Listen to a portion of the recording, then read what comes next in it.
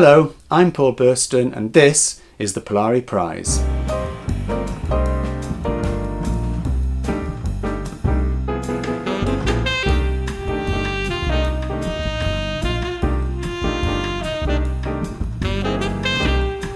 First, there was the Polari First Book Prize. Then, we added a second prize for non-debut books.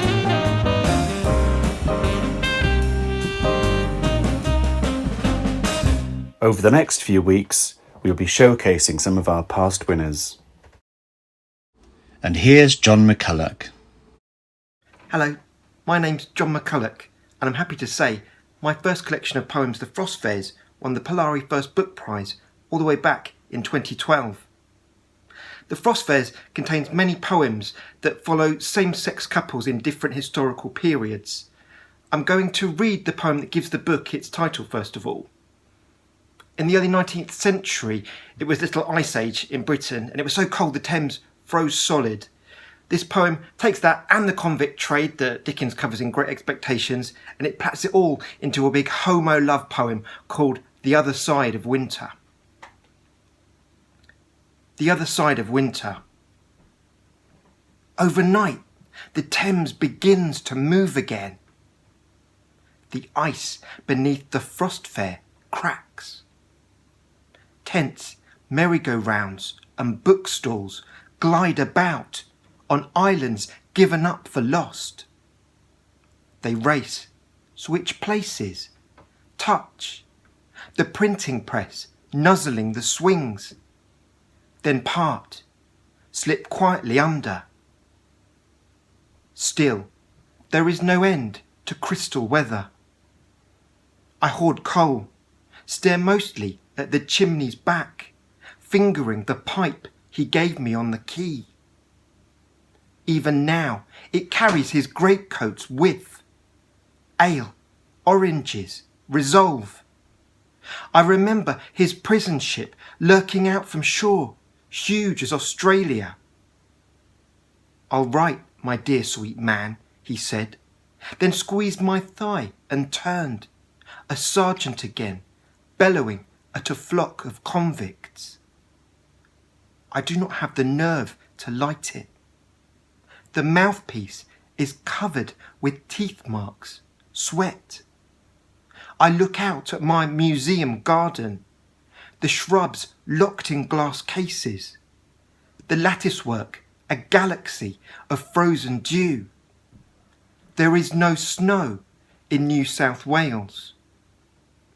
I cannot put the pipe down. It makes things happen. Last week I heard a crash and ran outside to find a jackdaw flat on the lawn. It must have fallen from the sky, its wings locked together by hardened sleet, its neck twisted as though broken from straining to see the incredible. My second and final poem is then from just after World War II, which was a time of unusual freedom for many homosexual people. My mum grew up in Hatfield in the 50s, and she remembers one night when all of the cheaply built houses lost their roofs in big gales because they were all made of aluminium. And I wanted to take those two strands and plait them together in this other love poem. Angels over Hatfield. We wake to rattling, a warped ceiling, the small house being slapped like a drum. Part of outside wants in, though Christ knows what would hunger for bottle green carpet and box bedrooms thrown up after the war. Then a sucking noise, a squall of dust, and the cheap, shallow-pitched roof peels away into night, trailing wires as kite tails.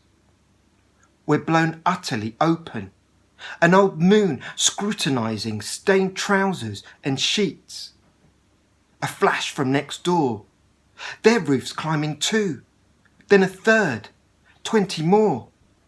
Aluminium angels thrusting into the troposphere, pulling the street with them as they gather and wheel. No one has told them they cannot soar, that a roof's life is to sit like a lid. Beyond pylons and beaches, they clank as they vibrate on gales, testing their nerve. Why should they care for futures while they curve through each moment so fiercely? Young beasts charging through starlight, colliding like cymbals inside the clouds.